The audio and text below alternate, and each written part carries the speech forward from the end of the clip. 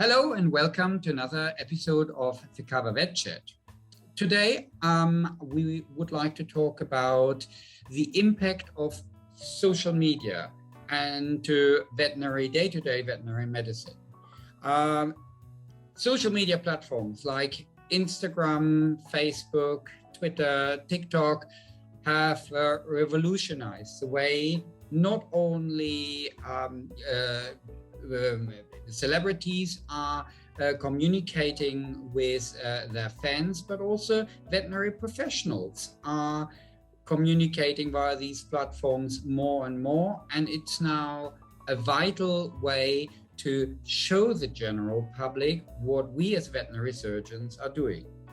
In the UK, one of the most known faces when it comes to veterinary medicine and social media is Kat Hanstridge, or better known as Kat the Vet. And I have to say, thank you very much, Kat, for joining us for this episode of the Cover Vet Chat. Hello. Oh, you're very welcome. Thank you for asking me. I'm flattered. Yeah, no, I mean, I have to say, I'm one of your followers, at least on Instagram. And I mean, to give everybody an idea, I mean, correct me if I'm wrong. There's also over 16,000 followers on Instagram. Facebook, I think, hitting 24,000 people that follow you there. I don't know. Twitter, any idea how many you might have there? I think it's just under 7,000 on Twitter, and then I've recently joined TikTok, and that's going very well. And there's 260,000 followers, Yeah. now, so that's nice. I'm not the biggest social media vet, certainly internationally, anyway, by quite some margin. But I think it's great that people obviously like what I do and like to follow it, and like and share and comment, and because like my overriding passion and the reason I started it all was just to be able to communicate to people about good veterinary medicine and animal welfare and put the vet's perspective in the public space. It's great that all of those people choose to have me in their social media lives, because those messages are just so important, I think, to get out there. And the more people that share and see and follow is the more I can champion this amazing profession, because I think sometimes it isn't, in the public space we do get a lot of negativity, and that's what I hope to combat. I have to say, what I like most are your TikTok clips. They are short and sharp, and they are always very sort of, on one hand, educational, but there is such a playfulness with it, which is great. So it's just sort of a quick, okay, we have one issue, and how can we sum it up in, I don't know, sort of 30 seconds, or what's the maximum you can do on TikTok? I'm not quite sure. Is there a time limit for... Oh, it recently went to 3 minutes, actually. They decided to lengthen it. But yes, you're right. I think it's and I'm part of this. The attention span online is tiny. I've got the attention span of a gnat. So keeping it short and sweet is the key. Yeah. It's also so, I mean, you're also one of the presenters at the Pets Factor, which is a CBBC program that is already running for the last 4 years. And again, the audience there are usually more sort of younger viewers, although some of these programs, they are so good, and a lot of, I mean, I sometimes watch these programs because I see they're just so well done, and just the sort of certain, what shall I say, techniques you and the co-presenters use to make it more understandable for pet owners, also for children. I use actually in my consults as well, because it's just, I mean, sort of the kids that are coming with their pets into our consult rooms today, 10 years later, they are pet owners and clients, and the earlier they have a good impression of our profession, I think the better it is. Oh, absolutely. That's been a really fun project to be involved in. Currently, there's no plans to do any more series, but there's 8 series out there now. So yeah, that was a real like the extra string to my bow. I wasn't like headhunted or anything. They advertised in the veterinary press, and so, you know, I've got reasonable amount of camera experience, so I applied, and, you know, one thing led to another, and I'm one of the guys on the show. But yeah, it's a brilliant show, such a lot of fun to film and to be involved in, and to just see a completely different industry. How does it work? You know, when you see these things on the telly, how do they actually get to the telly? It's been, yeah, that's been really fun, a really fun project to be involved in. Let's roll the time back a little bit. Sort of first of Kat the vet. So how did it all turn out for you to become a vet? I mean, what I know of your background, I think you have a farming background, family background, sort of in farming, or Well, only if you go back a few generations. oh, No, my family background. So my mum is a doctor, so I've got loads and loads of medics in the family, loads. okay. And you know, my grandparents were doctors, my aunts are doctors. I've got, now for my generation, loads of my cousins are doctors. So I came from this very medical background, and so, and I decided at quite an early age I preferred animals to people. And so the apple hasn't fallen far from the tree. You know, I took a sidestep, but a very sort of logical one. So yeah, so I've come from this very medical background. I was the first vet in the family for ever. I have a sister I've got two sisters. One of them is also a vet as well. So she's a bit younger than I am. So yeah, so that's how I got in. And you know, veterinary medicine is one of those careers, isn't it, where you say to a teacher, I want to be a vet, and they go, well, don't be ridiculous, it's really competitive and nobody ever gets in, and, you know, maybe you should think about something else. But I was very fortunate to have, you know, really supportive teachers and a really supportive family for whom it was totally normal. You know, it was completely normal to go to university and do that kind of thing. So yeah, I was very fortunate really in how I was able to get to vet med. It's a lot harder for some people. Whenever I have sort of children or teenagers sort of at the clinic and they say then yes, they want to become a vet, I always say, yeah, great, go for it. That's fantastic. The best you can do at the moment is work hard to get good exams.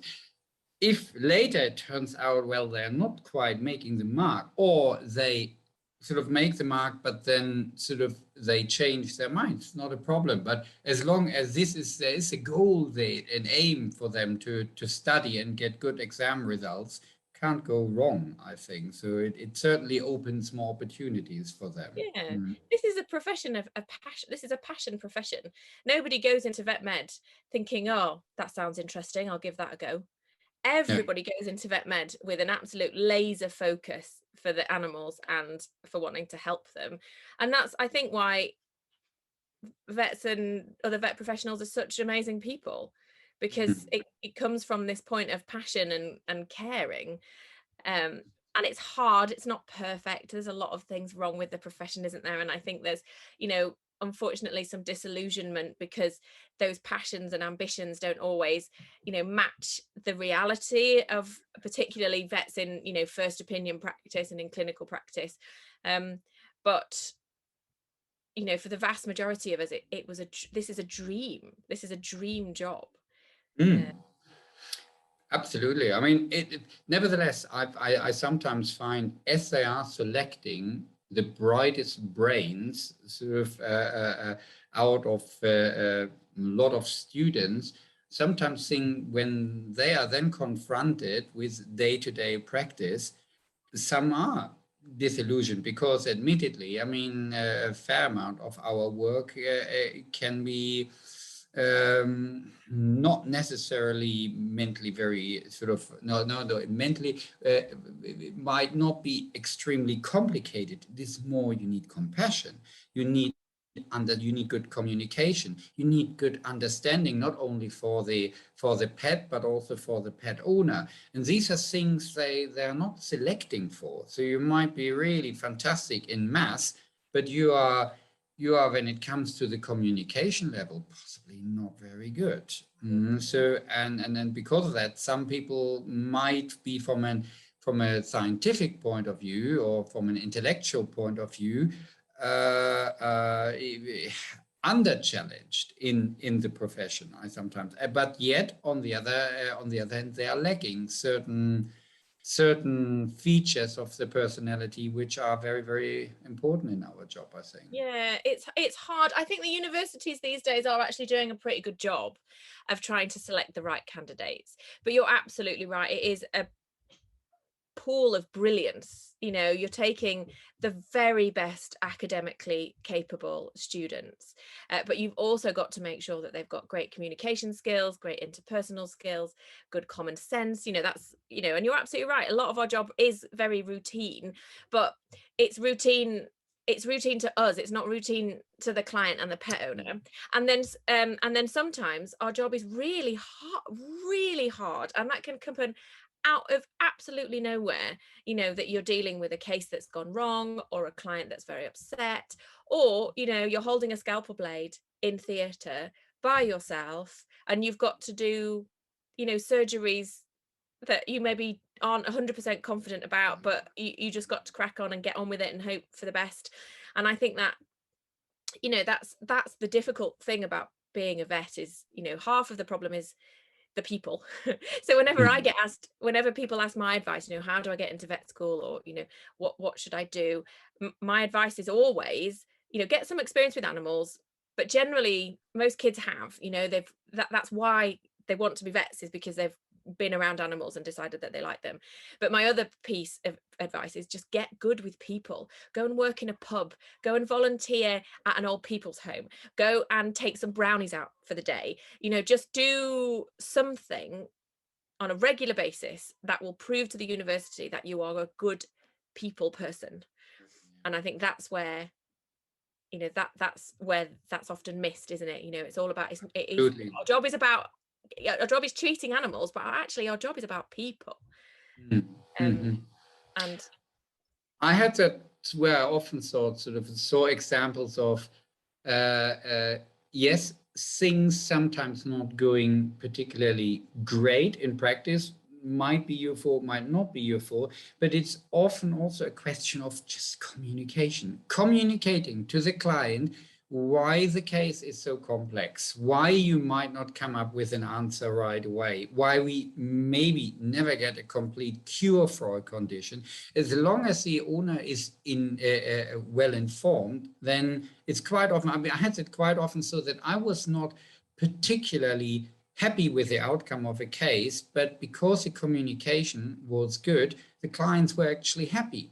And then I had sometimes situations, or I met colleagues who were absolutely brilliant, really good vet, much better than I was as a vet, but they had complaining clients again and again and again. And I thought, why is it? And I thought it is sometimes because they were not communicating well the works they had done on the pets. So where they had done brilliant work, but somehow they portrayed it to the client that it was,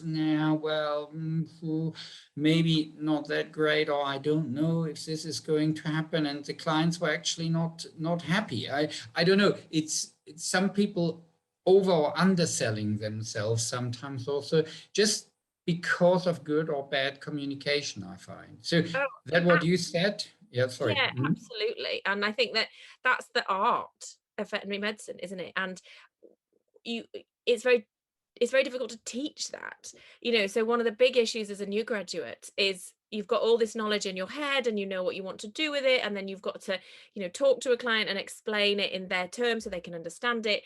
And then you're absolutely right, set them up for, you know, things maybe not going quite so well, and you go, well, here's the bill, it's £300, we've spent all this money, and it's entirely possible I might actually not find out what's wrong with your animal.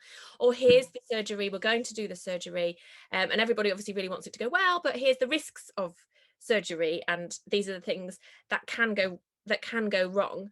And you're absolutely right, we have all had those cases where you just think, that was a disaster, I did a terrible job, the animals died or something, you know. It's, you know, and the clients fabulously, you know, the one that springs to mind for me was a cat with in hindsight, I was being probably a bit naive. It had a great big lump on its side. I stuck a needle in it, out came loads of blood. And I said, right, we need to try to remove this, or we need to try to biopsy it. I had it in theatre. And long story short, the cat died, you know, and it was just this humongous hemangiosarcoma or something absolutely awful stuck on the side of the cat, you know, and you just start a surgery and you're like, this is a disaster. I'm not going to get this out. And then the cat just never recovered. And it was just one of those horrible situations. And but because I'd, you know, spoken to the owner in a consult, created a relationship, admitted the cat that morning, rang them as soon as it became clear that there was a problem, and then rang them twice more in the day, you know, and I was absolutely tearing my hair out about this cat. And I was just so, you know, you blame yourself. I was like, why didn't I see this coming? What have I done wrong? Something has gone horribly, you know, I'm a terrible vet. This patient has died and it's all my fault. And they were delightful and so kind. And they were like, don't worry about it. You know, these things, you know, and because I'd picked up the phone. Well, you tried your best. Yeah, But but you just, in the moment, you just are like, that's it. I'm terrible at my job. Why, you know, I've just killed this patient. And I didn't even think at the time, I'm counseling, you know, I'm covering my own back here, and I'm being nice to these people so they're nice to me. I was just trying desperately to sort the situation out and keep them informed. And actually that worked out really well because they really appreciated that effort. So yeah, it is, but that's the other hard thing I think about vet med, is that, you know, we charge people, and the charges we have, they're reasonable, and, you know, we're not overcharging, but medicine is costly, and people can spend hundreds of pounds and have a negative outcome, or not get anywhere, or, you know, get very frustrated. And you know, we have got to take the money, do the thing, but we're always aware in the back of our minds that it might not work, or it might be seen as a waste of money, or, you know, we've chosen the wrong test. And, you know, somehow you've got to take the money, do the thing, and you hope that it all comes off and it's all perfect, but sometimes it doesn't, and that's the real challenge. And then it all comes down on your head, because this is you know, obviously we work in teams, but we're such independent professionals. There's no, you know, the doctors don't do it on their own like we do. The dentist, nobody does it on their own like we do. And, you know, especially for new grads and young vets, it's a humongous challenge, humongous. Yep. And it's very, you can't, and you just kind of got to get on with it and go through it. I don't know how you would make it better. So just to go a little bit back again, that what I sort of researched, you are based in South Yorkshire, or Yes, where yeah, are you I live and work in Sheffield, which is a town in the sort of north of England. It's interesting because in spring I from time to time do locums in places which I find interesting, and I haven't been. You see, all the time I was in the working in the UK, I was only working in the southeast, so that's the area I know. It was never north. And then last spring I did a locum in Bradford because I thought, come on, so if I want to be somewhere close to where James Herriot sort of worked, and I thought it was great. It was absolutely entertaining. And yeah, I thought, well, why did I never sort of venture up north? But okay, if you run your own practice, you don't do locums, and No, so you then don't go anywhere. And somewhat you know, stuck. once you've got a family and a job, you don't move around. So No. it is actually my hometown. It's where I grew up. So I've come back. I worked, you know, away for quite a while in my early career. Yeah, But then but I it's came home. yeah. So, but that's your own practice, or do you have that with No, partners? I'm just an employee. I work part-time. Yeah. I've just gone up to 2.5 days a week, and it's a really nice, it's an independently owned, you know, just very ordinary first opinion small animal practice. But they're very supportive, and they, you know, they like me and I like them. So I've worked in this clinic for about 3 years now, and I'm very happy there. That's good. And now, so there you are, sort of working as a veterinary surgeon. How did this all come about? CBBC. Instagram, Facebook, and sort of your sort of move to fame. So how did that all start? And how do you fit it all in your sort of day-to-day practice, and or do you, well, in your life, sort of, because that what we see is not all the work that will go into it. So Oh tell us no, a little bit about that. at all. So I've been actually doing this for quite a long time, and so I graduated, worked in a very busy small animal practice in Wolverhampton, and those first few years of practice are just full on, aren't they? You're just running as fast as you can to stay still. It's mentally and physically completely exhausting, and your brain just never turns off, because you've got no, like I was saying, there's all these extra skills you have to pick up. And then I got to about sort of 3 or 4 years qualified, and it all started to calm down, and I was feeling much more confident in my skills. I think you get to that, I think you get to like a 4-year point if you've worked full time up until that point, and you're just a bit like, I've got this now, I can do this, I'm okay. And I just had a bit of spare brain space basically at that stage. I've always quite liked writing as a kid and stuff. I never sort of continued through university. When I was at university, social media wasn't a thing. Also So performing, so theater or something like that. Did you do no, something like nothing like that? that. Nothing. No, not above and beyond, like, the annual drama production at school when I was in the chorus. Mm. But what motivated me was 2 things. The first was, at the time, the internet was a bit of the Wild West. And I really I got to the point where actually one thing I found I was quite good at was communicating with clients and, helping them understand and manage particularly chronic conditions. But what I was really struggling with was finding anywhere online where I could send them. I really, really like sending clients to the internet and saying, go to this website and read about this. Because I think the more informed our clients are, the more on board they are with their treatment, the more they understand what it is and why we're doing it, the more invested they will be, and the better the outcome will be. And I just couldn't find anywhere. It was at the stage when the internet was all like primary colors and terrible flashing images, and Metacam Kills was like one of the biggest websites, and it was just awful. So I thought, right, I'm going to write my own. I'm going to do this. I'm going to provide my clients with what I need, and I'm going to write it. So I created a website of advice, which is still out there. It's now called catthevet.com, and there's quite a lot of clinical advice on there, but it's very old now. I haven't got time to go back and change it, but most of it's fairly solid, so I haven't deleted it or hidden it or anything like that. And then that sat there for a bit, and then I wrote all these pages of advice, and then that took forever. And then I started blogging, so I started to write, little articles in my own time about funny things about vets and interesting cases, and opinion pieces on all sorts of things, flat faces and crufts and animal welfare and geriatrics and all of that. And then from there, it was a natural progression. Facebook was a thing by then, so then it was a natural progression to get onto Facebook and start a Facebook page. And what really kicked it all off, numbers wise, was I wrote a blog called Why Your Vet Won't Give You Credit, and it was all about why we charge for our services and why we don't let you rack up a big bill, and why it's important that you pay us, because obviously it runs the practice. That one is still on catthevet.com. It is, yeah. I saw that. I didn't read it, but I saw it also. Oh, it is. And that went insane. That was like, it had 50 or 60,000 shares. It was being read all over the world. It really struck a chord, and completely internationally. And that's what then, boosted my numbers out from like a couple of hundred people, and it's your mum and all her friends who are supporting you, into something a bit bigger. And then from there, I Twitter, and then I find it, and I've always been on the back foot about this. I've only been on Instagram for a few years. Everyone else was on there before me, and I was like, no, I just don't have time for anything else. And then then more latterly, I've started TikTok, and that was, people were saying you should be on there about a year before I finally got around to doing it.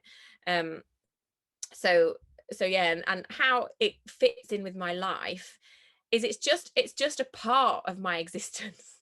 I just live and breathe this, and I'm always thinking about what I can post and stuff I can talk about, and interesting articles I've read and can share, and it's just just a part of my life. It's an all-consuming hobby. It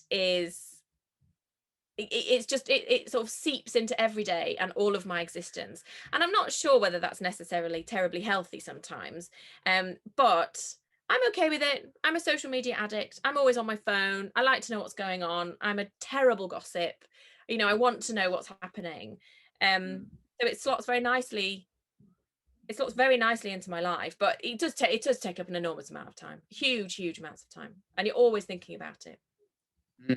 No, I mean, whatever you do, it's sort of always very, very contemporary. As soon as there's sort of something sort of in the news, also it's usually so that there is a comment of you sort of on this issue. Also, say, I don't know, COVID puppies, for example, or as you said, with the brachiocephalics, for example, and it's well.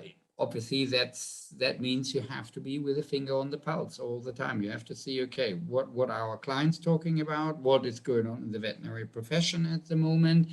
And and I want to rant and rave about it online. I do. Yeah, it's always good to get a bit of inspiration. And sometimes I think, oh golly, it is a bit. Sometimes I think, oh, this is a bit egotistical. I've kind of managed to set myself up as like this voice piece for the profession, and people, and do people really want to know what I have to say about things? And is it my place to comment anyway? But then I think, no, I need some content. yeah, I've got an opinion, and I'm not afraid to share it. And sometimes, like, being a vet, and a vet in practice, you do have a slightly different perspective on some of the things that come into the news. And like you say, like the pandemic puppies, everyone was banging on and on about how you shouldn't buy them, and you had to be really careful. And of course you did, but actually, where a more subtle take, which was my personal opinion, was like, okay, cool, buy a puppy. If you're going to be at home for the next 6 months, that's not actually the wrong decision, to introduce a dog in that shape and form. But here's some of the pitfalls that you might encounter, and here's how to avoid them. So where a lot of people were screaming, don't buy a pandemic puppy, I was like, I just don't think that's they're going to do it anyway, so let's help them do it right. So yep, yeah. No, it's and it's also, there's also this comical aspect you have from time to time in it. For example, when you were running around with the altitude mask, for example, I thought this was quite whoops. Yeah, or like this.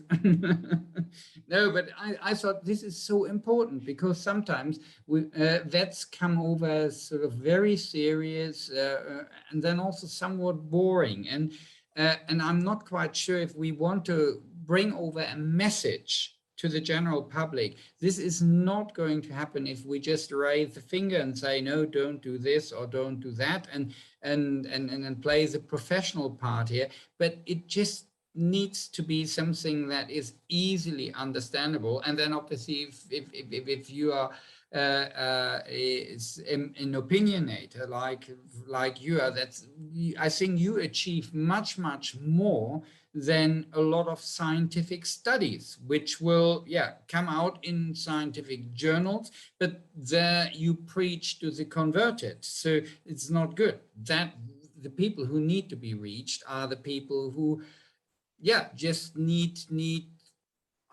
to follow somebody who says, okay, come on, this is straightforward, this is the situation how it is, and that is what you get if you buy one of these dogs. So this is how they're going to breathe. You're absolutely right. And I think that because I'm an independent person and sort of answerable to no one, I can be a lot franker and a lot freer than some of our governing bodies and things like that, and the BVA, so the British Veterinary Association, have been very hugely improved over the past few years. But one of the reasons why I started again was that the po-facedness of some of the vet commentators in the public space, and you'd have a negative article about vets and how they charge or how they over vaccinate, and they would say, we reached out to the RCVS for comment, but they said no comment. And it just really frustrated me, because there was nobody explaining or, you know, presenting our side of the argument at all. Of course, it's not the RCVS's role. I get that's why they didn't comment on a lot of these things, but neither did the BVA, neither did anybody else. You know, there was no, they're much better now. But yes, because I'm not beholden to anybody, I can be quite frank in my opinions, and the places and people that I've worked for have always been quite supportive of that. So I've never, you know, some practices and some particularly larger organizations are quite strict about their vets in the public space, which is a shame, because, you know, we need to be able to speak freely sometimes, and be given, you know, our, you know, just put trust, you know, at the end of the day, we are professionals, so we're not going to start swearing or ranting and raving or behaving. You know, we do have a professional responsibility, particularly in the public space, but that doesn't mean you can't be passionate or direct or funny or interesting. So yeah, thank you for saying that, because that's exactly what I'm trying to achieve, to be interesting, Also, educational. yeah. Also, what I quite like is sort of you come over pretty confident, because I mean you have now a fair amount of experience, and because of that sort of I find that also sometimes that sort of I'm no longer afraid to say, for example, sorry, I don't know. There are other people who know that much better than I do, or that I say, well, no, this doesn't work, and I'm not supporting it. Where as a young graduate, I would have been sort of more, people would have intimidated me more, or I would have been, what shall I say, sort of non-committal also. But having seen a fair amount, I think it is now easier to say, well, this is the way how I see it.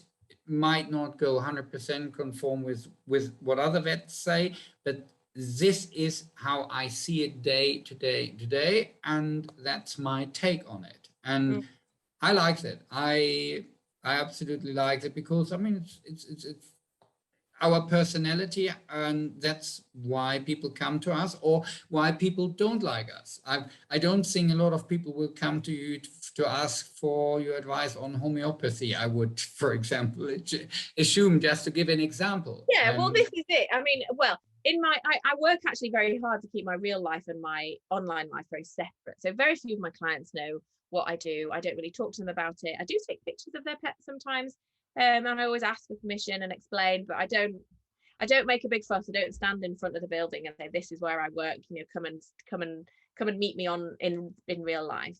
But you're right, you have to accept that people will disagree with you, and you have to be prepared to upset people, because what you're often doing is you're upsetting their view and disagreeing with their opinions, and those opinions are in the main wrong or not evidence-based. You know, you can say, here's some papers on how the bacteria in raw feeding, maybe we should pay attention to that. Or here's, you know, homeopathy doesn't work, it never has worked, plenty of studies, you know, that's very black and white.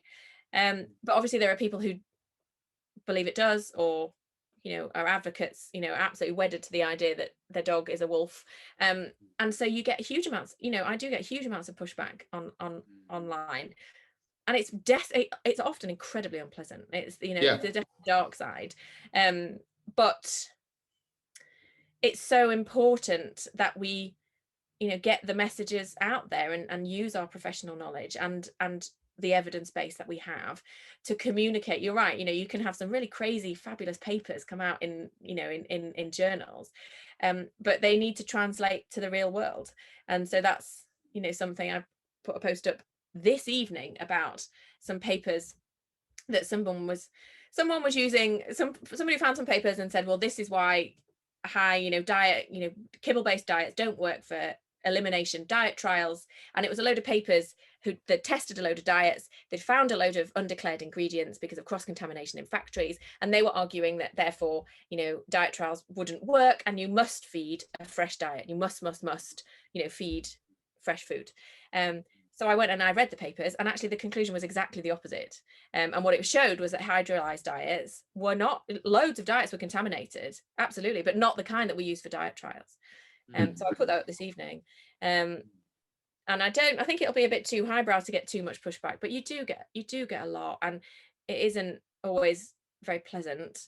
Well, it's never very pleasant, but you have to, it's so important. You know, the ordinary pet owner is out there desperate for good advice, and the person who's standing in front of you in the consult room, you know, isn't a crazy homeopathy generally advocate. They just want to do the best for their animal, and there's a huge amount of misinformation out there. You know, the alternative choices and the, you know, raw choices and all of that, and all of those, which, you know, we can work with, that's fine, but the statements and the claims they make are outrageous sometimes. But they've totally got the march on us. They've totally got the march on all of us, and that is the information that's out there and that's prevalent. And, you know, if you Google what should I feed my dog, like the first page is just full of raw is amazing, raw is amazing, raw is amazing, raw is amazing, and you're just like, well, that's not actually very balanced. And so I think we all vets, you know, and I think that's why I'm a huge supporter and advocate of any vet doing what I do. And I'd love to see, you know, our, and like I said, the BVA getting better, but our organisations being a bit more forthright than they are, because the ordinary pet owner is currently not very well served for good quality advice in some areas online, I think, and I think it's up to us to correct that. Okay. Well, you're busy doing that, definitely. Trying my best. So, I mean, a lot of our colleagues sort of would like to have a better sort of a social media presence. Or pretty much every veterinary practice these days has a Facebook site, and some go on Instagram, and sort of 2-3 tips you would give sort of colleagues who are starting out and saying, okay, I have to improve on that. What would you say? What are just some simple tips for them? So I think if it's a veterinary practice, so a professional page for the vets, then, you know, just sharing pictures of your patients with full permission is brilliant, you know, and by far the best way to gain traction and followers, and, you know, create that positive feeling about your clinic and really bond with your clients and be part of their world. Finding good info, there's often like great advice online about all sorts of things, and you can join in, and, you know, all the, you know, itchy skin awareness month and high blood pressure awareness month and all of those things. So I think, you know, those are 2 very easy content creator things.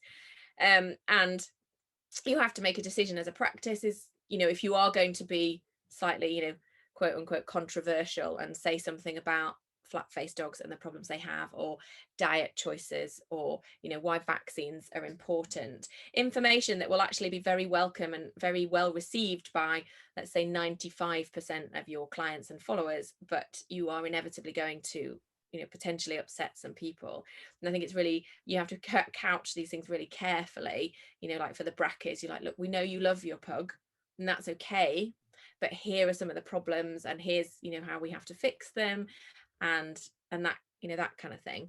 If you are an individual, you're obviously much freer to do whatever you wish to do online and to talk about, you know, although I would check your employment contract first and figure out exactly what you're going to be allowed to do and what you're not going to be allowed to do, and whether you are allowed to take pictures of clients' animals and things. And because, you know, I think if I was a practice owner, I'd be a bit like, well, this is, you know, my business, and that's, you're seeing that patient, but, you know, if you're taking a picture, that's entirely for your own gain. Where do I get that back? But I think that you can be a lot freer. But I think if you're going to be a professional in online, you have to remain professional. It's so important to be polite and understanding and honest, and, you know, not swear or anything like that. I never do anything like that, and it just makes me a bit uncomfortable when people do, but I guess that's their choice.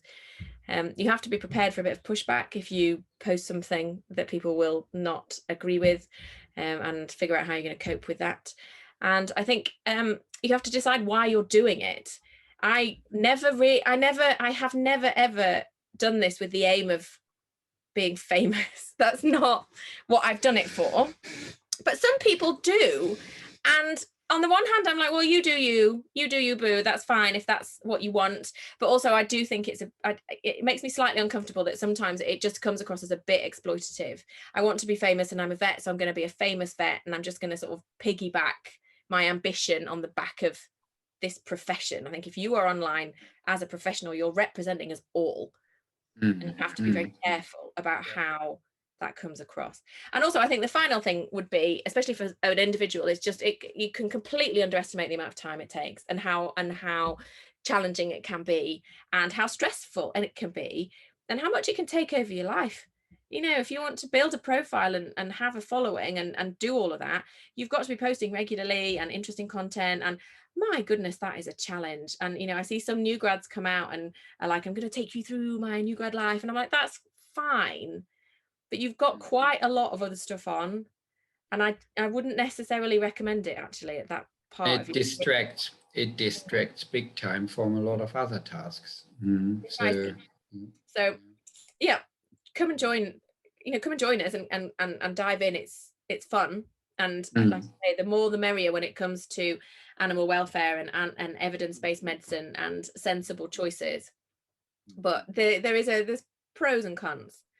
And it's a lot of work, and it doesn't necessarily earn you any money, so you know, it has to be a passion project for sure. Well, you got some free scrub tops from it, as I saw. So that was good. They look good on you. Well, now I do earn money from the work that I do online, and I do partner with companies, and I do sponsored content. It's not nearly as much as people will probably think. It's certainly, you know, I'm not going to leave practice anytime soon, but yes, it is now paying some degree of wage to make it worth my while continuing to do it. But I would do it even if that wasn't the case. But yeah, there is an income stream for me now from that, and that's mainly comes from partnering with companies. And again, I think that's something that, you know, if you're going to be in this space, you've got to kind of think about who you're going to partner with. The due diligence that I do on people that I work with is massive. Like I turn such a lot down. And then sometimes I think, well, this is ridiculous, why am I turning away paid work? But if I don't feel comfortable, I just think if I wouldn't recommend it to my clients in real life, then I'm not going to recommend it to people online. So you have to have a certain degree of professional integrity is vital, isn't it, in everything that we do, and particularly if we're doing it in the public space. Absolutely. Yeah. Great. Thank you so much for this great chat. And again, for the insight in sort of vets and social media. If anyone would like to comment on this episode of Fekava Vet Chat, or has any ideas or for good future vet chats, then please email us on vetchat@fekava.org or contact us via our social media presence. Kat, thank you very much again for joining us for this episode, and I welcome everybody back again soon for another episode of Fekava Vet Chat. Take care. Bye.